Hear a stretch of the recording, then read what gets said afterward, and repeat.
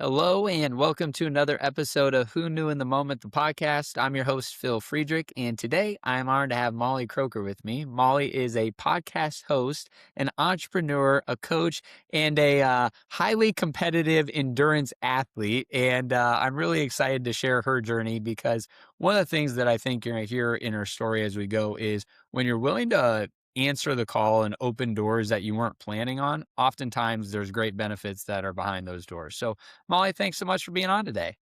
Oh, you're so welcome. I'm so excited. Thank you. Yes. So to start your journey, growing up, your mom was into marathon running, and that maybe wasn't as popular of a thing, a few years ago as it is today for ladies. So talk a little bit about growing up and seeing your mom running. Oh gosh. You know what? My mom is 80 years old today. We're so grateful. My parents are 80 and 85. So I'm thankful because I'm 55. But back when I was younger, in the 70s, for those of you that were around in that time, everyone smoked. I mean, my mom smoked. They said it would stunt your height, and she was 5'9", and she's like, that's fine. And I know many of you hearing this podcast are going to be like, what? She smoked through pregnancies? I mean, your OBGYN lit your cigarette for you. So, Yeah.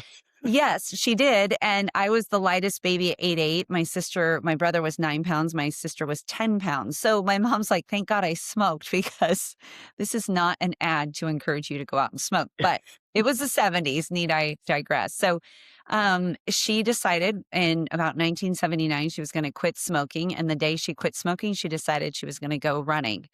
And I remember those size 7.5 women's blue suede running shoes from Kmart. If you remember the Kmart back then, Yeah. there was a Kmart in my hometown of Grand Island, and she wore those and she made it to the end of the block, and or I should say the driveway. And the next day, this is discipline. This is where I learned this from. She made it to the end of the block, and then by the end of the week, she was almost in a mile.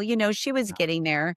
And I remember as a little girl, the police brought my mom home once because it was unsafe for women to be running in the town of 50,000 people at that early of a morning. So you have to remember 5 a.m. She ran with all Yeah. teachers. She was a teacher, and their principal let them run long, mid distance, like 8 to 10 miles on Wednesdays, and actually come in late, the second planning period. They all taught middle school, junior high back then.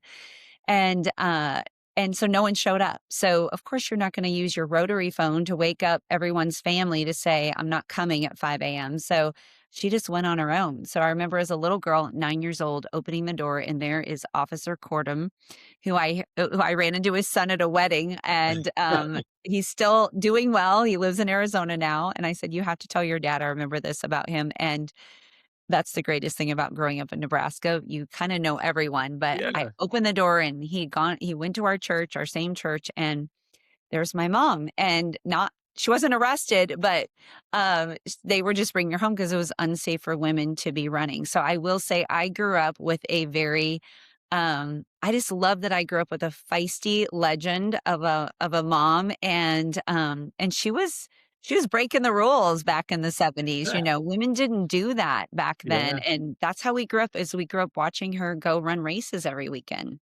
Amazing. Now, as you grew up, you end up deciding to leave Grand Island and go to Lincoln to the University of Nebraska Wesleyan. Talk a little bit about going to Nebraska Wesleyan and what ultimately led you there.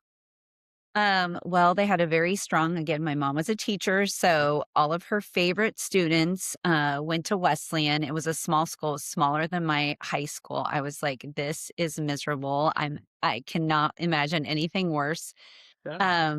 But they had a really strong pre-med program, and I was pre-med undergrad, so it was a good fit. And my parents said, if you absolutely hate it, you can transfer it semester. So before this podcast, we were talking about, I was out in Vermont. I was seeing my Yeah. best friend from fifth grade. Well, that same best friend went to Colorado State. So my plan was, I will not like this school. I will transfer in January to Colorado State. But I met my now husband December 2nd, 1989. Yes, we still have the party t-shirt from the sorority fraternity party. And we bring it out every year. So we've been married 31 years now. So 32 this year. So I met my husband Calvin, and I was like, I can't imagine leaving his side ever. And so that's what took me to Wesleyan, and I'm so grateful.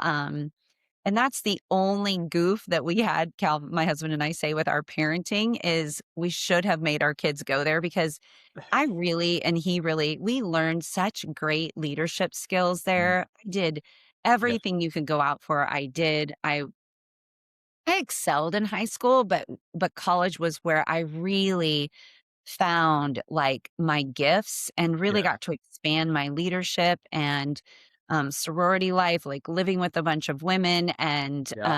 and being the social chairman, like all those things. I'm so grateful that I got to go to that small private school where my professors knew me and they knew what kind of pizza I liked and they knew if I was gone. And so it really was the best. And honestly, their pre-med program was just stellar. It really was. Now, as you mentioned, pre-med, you end up going the physical therapy route, Yep. post Nebraska Wesleyan, and I believe that takes you to Iowa. So, did Calvin go with you? Did you choose to go to Iowa because Calvin was going to Iowa? How did we wind up there? Well, back then, Iowa was a program that went through the summers. We got married right out of college. As most mid people from the Yeah. Midwest, I met my best friend still to this day. In fact, we're all going to the tennis tournament here in Palm Springs. So there were 7 of us girls, and they still said, "We met you, and we thought you were so cool, but you were married." And I was like, "Oh my lord, you held that against me?" And they were like, Yeah, "Yes," because we didn't know any 22-year-olds that were married.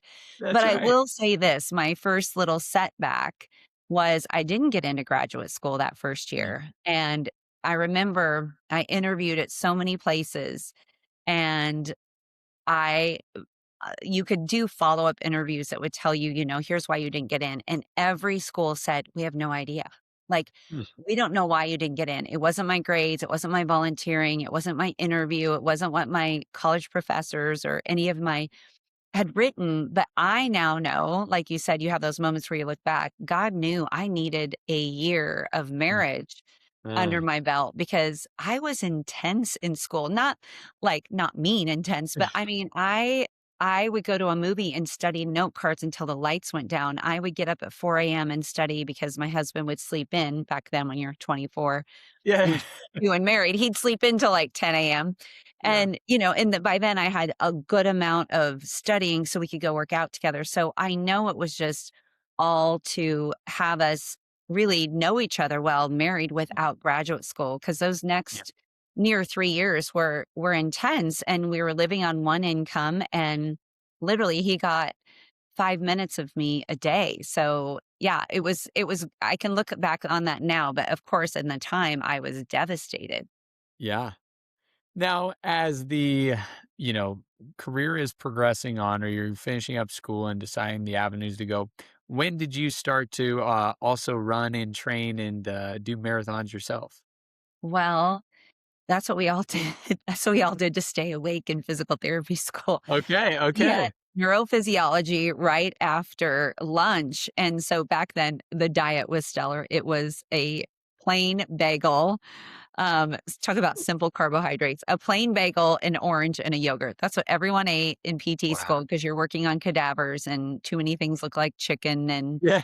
all the weird things. So it was just a very bland diet, and that is what we lived on. And really, that is runner's food. I mean, back in those days, like, okay, that's what we're gonna. So we would all run at noon, and there was just beautiful areas to run at, and then we would eat our lunch to stay awake in neurophysiology because it was so toasty and warm, and they just turned the lights down, and you would be asleep if you weren't doing something. So we all ate our lunch, we all ran at noon, and that's really where the running I mean, my mom always entered us in races, and she'd tell us the night before, and I mean, my confidence back then is not like it is today. I thought, "What if I get last?" Like, "Oh my goodness, I wouldn't even think that today," but that was my confidence back then, so she always entered us in races, Okay. but, the real running came, yes, in physical therapy school and did my first half marathon and then did my first marathon at age 29. I'm like, "I gotta do it before I'm 30," and I thought, "One and done." It was a Chicago marathon. I thought I was gonna die because I did not take in a single fluid at all, Oh nothing. wow. And, my parents, of course, those of you that follow me on social media know that my parents are super involved and they're very cool. And my husband's like, "Can you get me a beer? I see people drinking beer." I'm like, "I think I'm dying. I am pretty sure I'm dying." My dad's like, "We need to get her to the hospital." I wasn't dying. I just needed some water is all. So, um, you learn a lot from your very first race, but, the itch was I got the itch then, and yeah, and that kinda led into my first triathlon. Okay, so talk a little bit about that and progressing from marathon to triathlon, because that's a big jump in amount of activity we're doing here. Yes, yes. So at my first marathon, I think Sam, our firstborn, was 18 months. So that was still pretty manageable. I'll Yeah. be honest, my sister helped raise my kids because my husband traveled a lot in the beginning of our married life. So I would spend the night at her house. Our first two kids are 13 days apart. We did not plan that. I promise you, we did not. I'm the older sister. I knew I wanted to be married 5 years. I wanted 3 years between my kids. So we were married 5 years before Sam came along, and 3 years and 4 days before Sophie did. So I mean, I'm Amazing. very strategic, I'd love to say. And so my sister had a baby 13 days later, Lauren, and then she had a boy 5 weeks after Sophie. So needless to say, I would crash over there so that I could run early in the morning, and honestly, I loved running. I worked with a great super advanced orthopedic group. I was known as the running PT. I'd walk into church and people would say that, and I was like, this is it." And then, uh we started a really cool grassroots program called Beginner's Luck. And I often forget to share this. And it came to me last night with this class that we hosted, but we served, New Balance gave us $10,000 for the summer, and we grabbed runners right after the half marathon when everybody's out there. And this is when there wasn't two half marathons in Nebraska, in Lincoln. Yeah, There was just the one. We didn't have the Good Life Halfsy back then. We just had the Lincoln Marathon that would sell out. So yeah. everybody's out there cheering. And so we would grab up all those people cheering, and they came and did what was called Beginner's Luck. So it was 8 weeks. We brought in great physicians, nurses, all kinds of people to talk about running, about injuries, about shoe wear. Yeah. And it was so wonderful. I got to partner with Anne Ringline from the Lincoln Running Company. And so we did that for years and years and years. And I loved it. I think I fell in love with running so much that I just thought, well, what's next? Like, what else could I do? And so I did the San Diego Marathon with that same best friend that went to Colorado State. Yes, where Yeah. she's now in Montana, splits her time between Montana and Vermont. So she's now in Montana, and we did the San Diego Marathon together. And 6 weeks later, I did my first triathlon. And that to me was, one of those huge moments where I got on the podium of my first Wow. run. And I remember thinking, and this was at age 32. I still have the picture here. Sophie was a baby, and Sophie was 10 months old, and Sam was almost 3. And I just remember thinking, oh my gosh, I found something at age 32, thinking that was old, that I'm really good at. Like, I wasn't a great athlete. I mean, I played tennis all through high school, but I went to state, but, like, at number 6 doubles. I wasn't, like, a standout. I got cut from volleyball my sophomore year. I think I got cut from drill team one year. So, it wasn't like I was this incredible athlete, but something clicked, and it just was that I became her. I Mm. became an athlete because in my mind, I saw that from the Chicago Marathon to all those other marathons to getting on the podium and thinking, and granted, there were not only 3 people that raced. Yeah.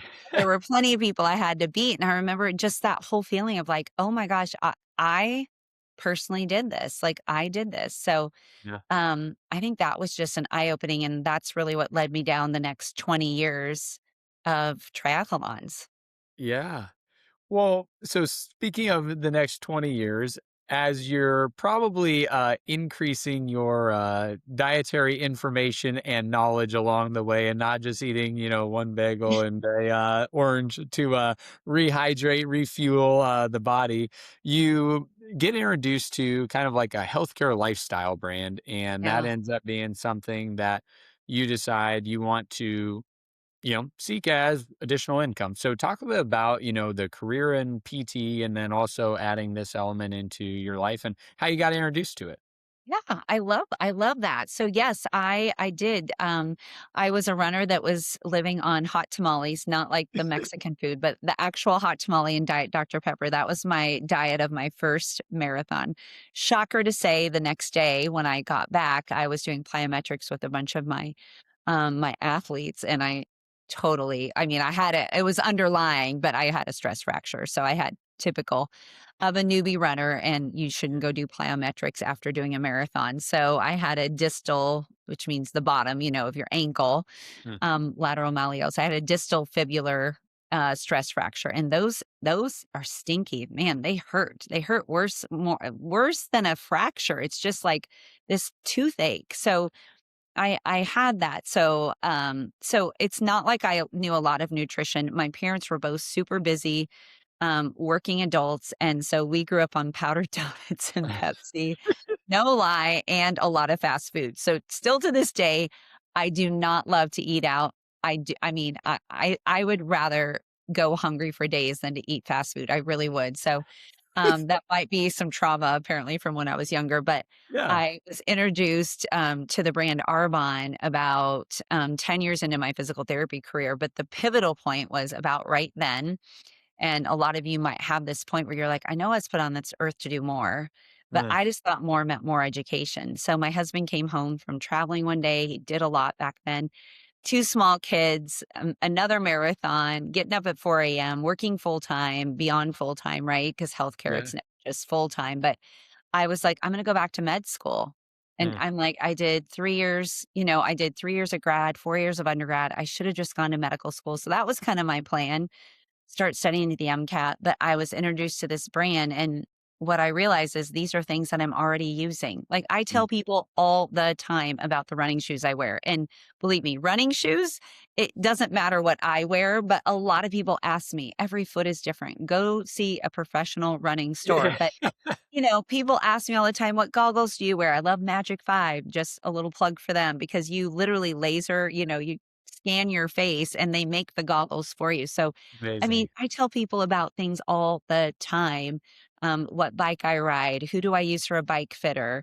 Yeah. All those things. And I'm like, that's all I'm doing. I'm just recommending. So I've been with the brand for 20 years, built that to the top 1%, helped a lot of other people build to the top 1%. And I'm a people person. I love seeing people win. And when I can combine that with, like, literally I just help people live well, that's really what led me down that path of living well. And then the big catapult was, okay, then the last piece is the mindset. So Mm. 3 years ago, my sister and I started a coaching business called Sisters Next Door. And with that came a podcast called Meet Me in the Pet House. And Yeah. so that has been fun, and that came because Arbonne has been a beautiful gift to me. We always say it helps you what do you love to do? Like, what were you put on this earth to do? And so I often hear all the time, I'm not a salesperson. I'm like, well, neither am I. I'm glad. I just love to share, like, I feel like I live the brand, right? And so Yeah. people are like, all the time on the tennis court. When I'm running, what do you use for protein? What do you use for sunblock? Or, when you swim, especially in a triathlon. So it's like there's all these things that I'm recommending. So it was wonderful. And then my kids became, they went on to college. They didn't need their mom as much. And so I had more time Yeah. and to build another business. And that's where this has come in. And that has been just an incredible, incredible gift. Yeah. So let's talk about starting up with Arbonne. The the world is not easy to get going, right? Oftentimes it's met with a lot of opposition from people. I don't know how, your husband Calvin felt about it, but sometimes Oh, it can come from yeah, big opposition kudos down. within, the relationships and, that's hard to overcome. So talk a little about, those early days of getting started and, the grind, if you will, right? Of just Yeah. getting momentum in a business. But also talk about maybe the support that you had, people that were starting to surround you maybe within the business or a mentor that you had that, opened your eyes to what's possible. Um, that is wonderful. No, my husband was he's the kindest soul. I'm blessed that I am with Calvin, but he just was more like, "You don't sleep now. How are you gonna do this?" kind Yeah. of thing.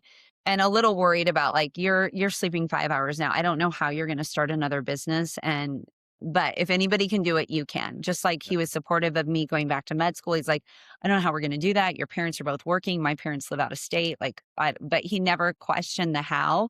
He Mm. just always believed in me.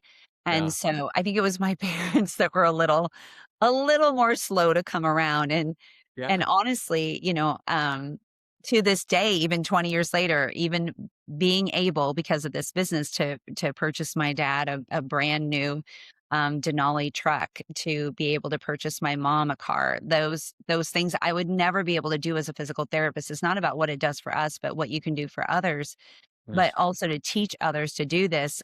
My parents were horrified. They always introduced me as a physical therapist. Granted, I still have my degree. I still work on people.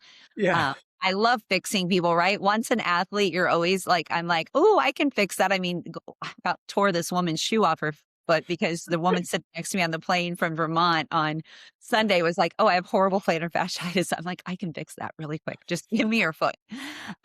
So that still is in me. I love to help people, but I did not have support. I thought all my physical therapy girlfriends were going to think this is brilliant. Molly is brilliant. Instead, they Yeah. thought, I think she's had a midlife crisis. She is 35. And so, no, they were not supportive. In fact, no one in my network was supportive. But I always say, um, it's always someone you'll meet. And that's the gift that God gave me is I just love people. And Yeah.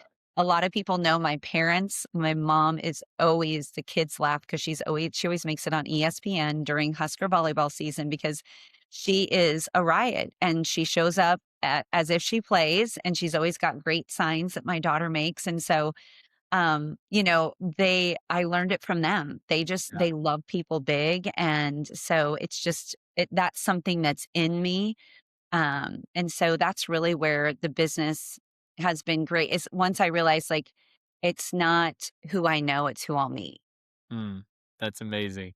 Now, additionally, I think, one element that can be hard for people is, you're in your profession or you're in your sales career, whatever it is, and you start to almost get some self worth from the accolades and the things you're able to accomplish. And right out the gates, you were able to do that. But then there's a second level where oftentimes people that have done well themselves get the opportunity to coach, mentor, and lead other people.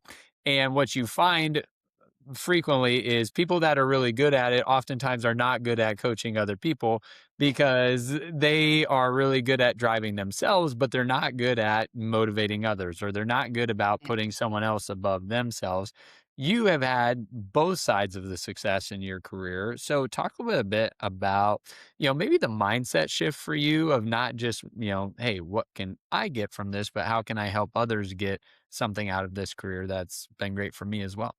Yeah, I think I'm again gratitude to my parents who I think a lot of people know also my dad celebrated 50 years of sobriety and we had a lot to do with Amazing. the restoring of the house that he attends for meetings back home. And so I mean, our lives have been forever changed because of just decisions and because my parents, A, they built communities, and B, they always inspired others. And I saw that in my dad's relationships, right, with his sponsor. Huh. And so that's just how that's I think I just come by it naturally of like I want other people to win. Like Yeah. Robin Arzon on Peloton always says it's a luxury to see my friends winning. And I Yes. think that is such a great thing is, man, I want to see people, I want to give you all my secrets. I want to tell you how to do this, but not, I think the the big shift for me is going from personal development, or we call it shelf help, where I've read every book on every shelf, Yeah. right? But like it was that knowingness that came from the mindset piece. It was Mm. the embodiment of this new identity. I'd been doing it all along. Like I said, it wasn't a great athlete, but I adapted this mindset of I am a great athlete. I am an athlete to Yeah. now I am known. Even my physical therapy girlfriends to this day are like, you are the only, you're the 1%, Molly. You are the 1% because none of us are doing what you're doing anymore. Mm. But I became her, right? I Yeah. became her. And so um, I love that. And so, I met the author of the Kobe Bryant book and in San Diego last month, and he said that. He's like, it was all in the you developed, you became that person. You took that athlete mindset on. And so that's what I love teaching other people is not just to motivate them, because motivation's like a bath, right? You have to go home and do it all over again, but really give them the tools on what does it look like in the becoming? What does that look like in the identity work? What does that look like? Because that's the part that's not so cool and Yeah. flashy. And so that's where I feel like it's so, so important. And so yeah, that's been a huge blessing. And yeah, having mentors that have gone before me in Arbonne, I've been able to surround myself with some of the best. Shout out to Molly Guile, Alex Sauvé, and Sabrina Winder and Lavelle Augustine. I mean, these are women that I just love and adore. Valerie Edwards, just they have been my rocks. Linda Lovelace, like I have incredible mentors that I get to look up to. And then in this mindset work, it's been all the people that have written the books that I've read, right? Yeah. And so really connecting those dots and being like, okay, this is what they meant by, you know, think and grow rich or, Yeah. happier than God. I'm just looking at the books on my shelf like, okay, oh, I get it. Like this is where the real work happens and that's in the identity work. Yeah. Now, to give a plug for you, and you mentioned this earlier that um, everyone's different, right? What our bodies need, how we respond to different things. But are there one or two, you know, consistent themes that you run into as you're, consulting or working with people on their just dietary side of things, whether it's, hey, they're not getting enough of this, or this is a type of supplement that a lot more people than are currently taking it should be taking it, right? Like growing up, Yes. everyone talked about calcium, right? And it was Yeah. like, hey, if you're taking calcium, like you're good to go. And then, there was what the fish oil, and it Yes. seems to go in May you different jerk up the fish oil. yeah, Yes. yeah. Seems to go in like decade spurts, but are there any one or two things that as you kind of reflect on one, your personal health, but two, the people you're coaching, mentoring, helping, hey, here's one or two, you know, once again, supplements or dietary things that more people Yeah. should be thinking about. That is such a great question. I love that you asked that. So, the biggest thing, honestly, two things right off the bat is gut health, and I think we say that word so much, but we don't know what it really means. But I mean, just 90% of your serotonin is produced in your gut, 80% of your immune system. So getting your gut well consistently, not just after antibiotics, like some people thought probiotics were for that, 10 years ago, but Yeah. consistently taking a prebiotic, probiotic digestive enzymes because we don't break down food like we used to. Our food isn't the same as it used to be. And so we do need that healthy bacteria in our gut. You can only eat so much fermented food. I mean, people are like, you can get it in kimchi or you can get it in yogurt, but you have to eat enough yogurt the size of your steering wheel. That sounds absolutely unappealing to me. So, Yeah. yeah, I would say a good gut health. And then the second thing would be protein. And I know we hear that all the time, but especially women, I am shocked how many women eat about 50 grams of protein. You need at least 100, or honestly, I mean, I do my body weight. So Yeah. I know how much protein. I'm not saying like dial in your macros. Yeah, if you really want to go the extra step, but honestly, getting enough protein, I'm so surprised by how many women just don't even get enough protein or kids. Yeah. Watching my best friend's daughter Yeah. race this weekend at Burke Ski Academy, just like thinking, oh my gosh, what I could do with these kids, this would be so great. And they're tearing it up, but knowing like what their little bodies, protein wise, what they need. And And just having them so dialed in. It doesn't have to be, I never made food good or bad with our kids. You Yep. know, if a bag of potato chips made Sam run across country race faster, which honestly, he topped the top, he placed in the top 5 after a bag of Lay's potato chips. And I'm like, you're right, Sam, you proved your point. Yep. So you know what? He ran well on chips, and literally in Ironman, you want some potato chips on that Yeah. race. You are like, I will do anything for salt. You also want pickle juice and chicken noodle soup, just the broth. But so I think protein, back to protein, and gut health is huge. Your probiotics, your prebiotics, and your digestive enzymes. Amazing. Now, to move from the physical to the mental, on the coaching side of things, you went ahead and got certified, which, in today's world, you didn't have to do, right? There's plenty of people that are on social media that just, call themselves coaches and have no credentials, but you wanted to go get certified. So, talk a bit about the certification process and then maybe, if there was any different things you learned going through that weren't in some of the books you had been reading. Oh my goodness, yes. So I think first of all, there's a million different coaching certifications out there in the world. And so once I started to, I just thought if my thing was in Arbonne, if I can make someone believe in themselves, Hmm. they can go out and change the world. So imagine if I could just take that information and help a few key people believe in themselves. I've obviously done it. I've helped other people get to the top 1%. It's not just me. Yeah. But I just thought, "Oh, I really wanna learn this." So I got in a mentorship program and quickly decided I would love to be a coach. And so, I love that I went with tried and true principles. I mean, when it came down to it, I was like, there's John Maxwell, Tony Robbins. I mean, there's really well-known people Yeah. in the world, but then you look at like, the old school, right? The Dale Carnegies, the Napoleon Hill, the old school. And I just thought, what principles have been tried and true that still are being taught today?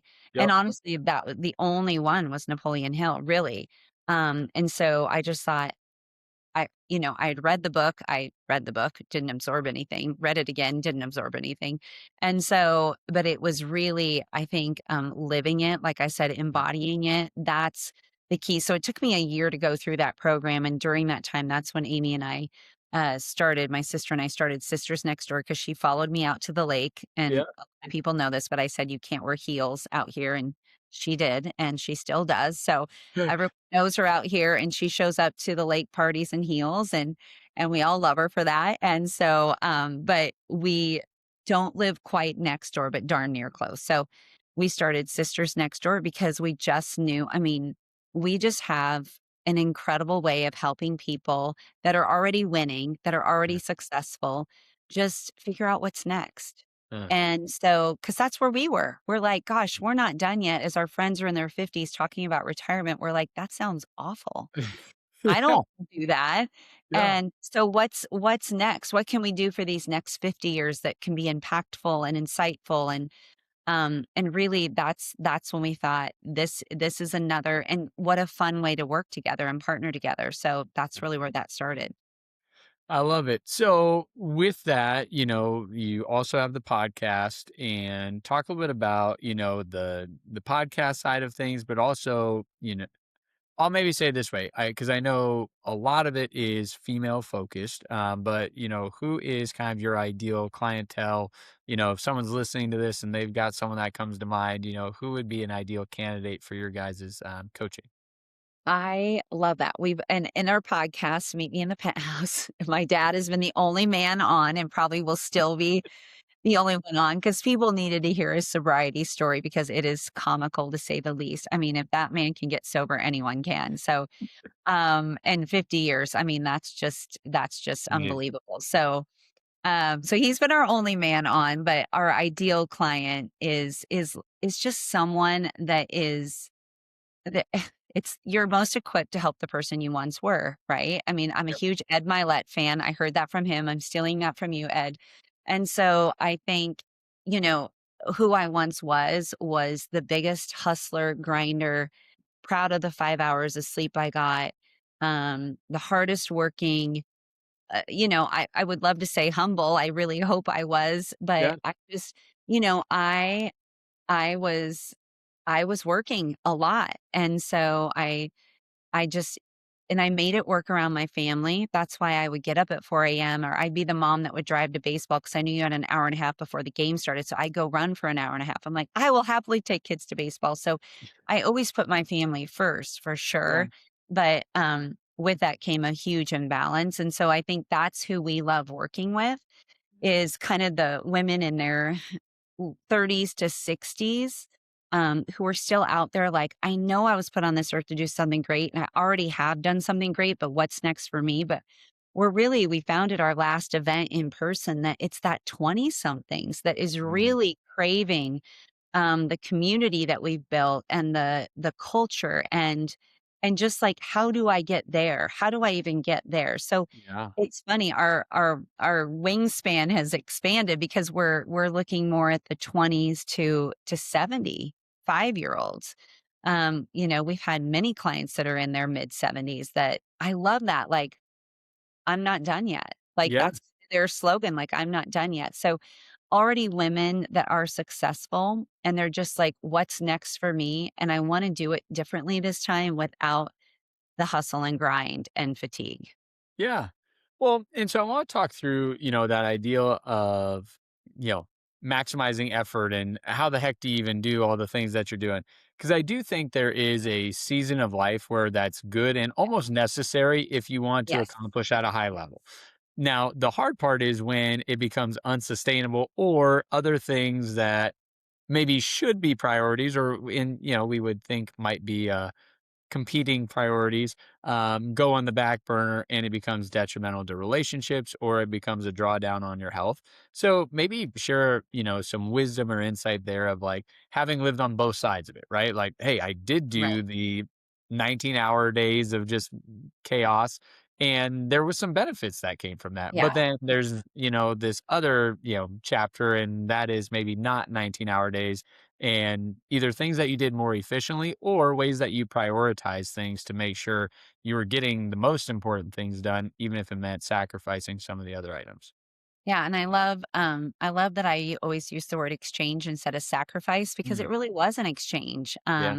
It for me, it was an exchange of sleep. So I'm grateful that that served me well for 30 years. But that's probably where the biggest detrimental thing I did was the lack of sleep, the 5 hours of sleep. So it's amazing that there weren't more accidents, driving my car early to the gym Yeah. in the morning or to run, and honestly waking up through a run about mile 3, and I'm like, "Oh my gosh, what am I doing?" So, Uh, I think that was probably the hardest thing that I did, but that was self-inflicted.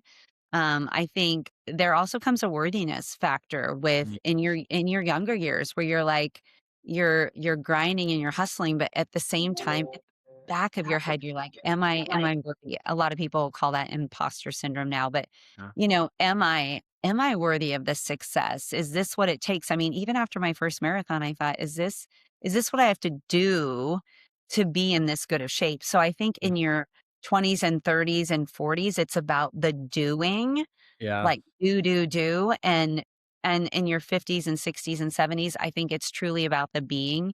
Yeah. I think I mean, I think it's also the knowingness. And Yeah. with that is, we move from need and want in our 20s to 40s, like, oh, I need this, or I really want this, to believing and knowing in our, 50s, 60s, 70s. And, that comes with faith, that comes with, and I'm not talking in a spiritual sense, I'm just talking, or a religious sense. I'm just talking like faith is the unseen. And so when you Mm, have that knowingness of, you know what? I'm gonna get 8 hours of sleep tonight because my body actually needs 8 hours of sleep, and I know that and that's because I go out and choose to be a magnet. Like, I'm yeah. so aware now, I would say that's another key thing in this phase of life is awareness Yeah. of, I know it's not just dreaming, but it's dreaming and doing, so it's taking inspired action, Yeah. but it's just that inner rest and peace that comes with the knowingness of like, this is all gonna work out. It's God's gonna put exactly who I need to meet but I'm gonna take action on it, right? I'm gonna Yeah. take action and meet people and get out there and get my face in front of people, but do it in a lovely way instead of such a, "I've gotta be at this, it has to be this way." Like, it could be this way, but it also could end up this way. Yeah. I love it. Doesn't have to be married for 5 years and then 3 years, in between each kid. Is that what I'm hearing you say? Or no, that had to be that way, That but that other had things that could was be anywhere. Molly Kroeker at age 22. No. Although it Now worked out well. It worked out really well. yeah. Now within your, coaching and community that you're creating, is that a virtual? Is it in person? Is it a hybrid? What does that look like for someone listening that wants to potentially, get involved? Yeah, it's a hybrid. That's what I love is we love, and I love that so many people today, even somebody said this after Bible study, and what a compliment. She's like, "I just want you to know that when you leave the room, the energy lessens." Mm, Like, I can't believe it is palpable, Molly. And I was like, "Oh my gosh, what a compliment." Like, if that's all that happens today, like yeah, I always wake up and I say, "All right, who can I bless? Who can I serve? Who can I bring value to?" And I love that that is what happened when I left the Bible study and headed home to do a few Zoom calls. And I'm like, I am so blessed. I mean, number one, operating on that level, like I am so darn blessed. mm, I'm so grateful. But so I love being in person because I am a hugger. But I do think through Zoom, and I think, that's shifted as we all know in 2020, and I didn't love it back then, yeah, but it has been such a blessing, and you can feel people's energy through Zoom. You really can. So, but it's also because I choose to see it differently, right? yeah, I choose to see that. So that people can work with us from all over the world, we are on Zoom, but we do a lot of in person. So we have a great local community that we have built, but we definitely, in fact, I just had a Zoom call on how do we build this globally? Like, what does that look like to build it globally? Because Amy and I, at the end of the day, we're living in Italy for a month where, I mean, we love traveling abroad. We love traveling. So we're like, we're ready to get out and see the people and be with them. So we know we'll have a strong global presence this year. amazing. Now, last thing, and then I know you've got a million and one things to get to. We're talking about, a strong relationship between you and your sister, business partners, and so many times people say, "Don't go into business with family," like, there's a lot of butting of heads. I would imagine over the years, there's been a few, Oh, points yeah. of tension, no doubt about it, but talk about, whether it was a certain season of life, maybe it was when you had kids 13 days apart, what was there really a season of life where you really felt like this connection of, "Man, it's gonna be this way for forever," or what did that look like? Well, we only have been in one fight, and that was over a teen line. She would not get off the phone and answer call waiting. So I that was our one big fight, and I believe she did wear an outfit of mine to high school once that I was so mad that she wore because I worked really hard to buy that outfit with my money. So, that being said, yeah, I think we grew apart a little bit, and I'll be honest, through her divorce was really hard because I I haven't been divorced, nor will I be, and I didn't really have a whole lot of friends that were. So I'll be the first to say I was super judgmental of her and some decisions that she was making. But heck, I've never walked a day in her shoes. Yeah. And so I think her walking through that grew her a lot. It kind of distanced us. That was probably the most we were ever distanced Yeah. and she was married for 17 years. So through those years of her in the hard of raising kids on her own, I wasn't the best person to her. Mm. And so I think her coming out, also growing herself, having a lot more wisdom, me seeing her growth and saying, we tell each other everything. What is she doing? And that was all the mindset work. And so that really brought us together where we've done our whole family, there's been a whole lot of healing there, and I think that's so important that, now we can say, my mom called to say the other she was hysterical, like, "I didn't like this," and I said, "Mom, thank you, I received that," and I really do, I'm like, "Thank you, and tell me why you're feeling that way." So I just feel like our conversations are different, There's been a lot of healing. We have an older brother that's 6 years older than us, and he is by far the funniest and the smartest of all three of us kids. But he just, there's been healing there in that relationship, and my sister and my parents. And it might look amazing from the outside, but there's always a lot of work you can do. But I would say doing the inner work, your outer world reflects what's going on in your inner world. And so it's always been good, but now it's 12 out of 10. Love it. I love it. Well, Molly, I want to say thanks so much for being on and sharing your journey today. And I know we'll be doing this in 3 or 4 more years, and who Oh my knows, gosh. there'll probably be another podcast, a new book. We'll New be book, for sure, for a sure, year and in you on ours. Italy. We'll expand and have men on. All right. Well, I'm gonna put my hand up to be a potential candidate. Awesome, awesome. So Thank you so much. It was truly such a joy. I really, truly am humbled and I'm honored, so thank you so much.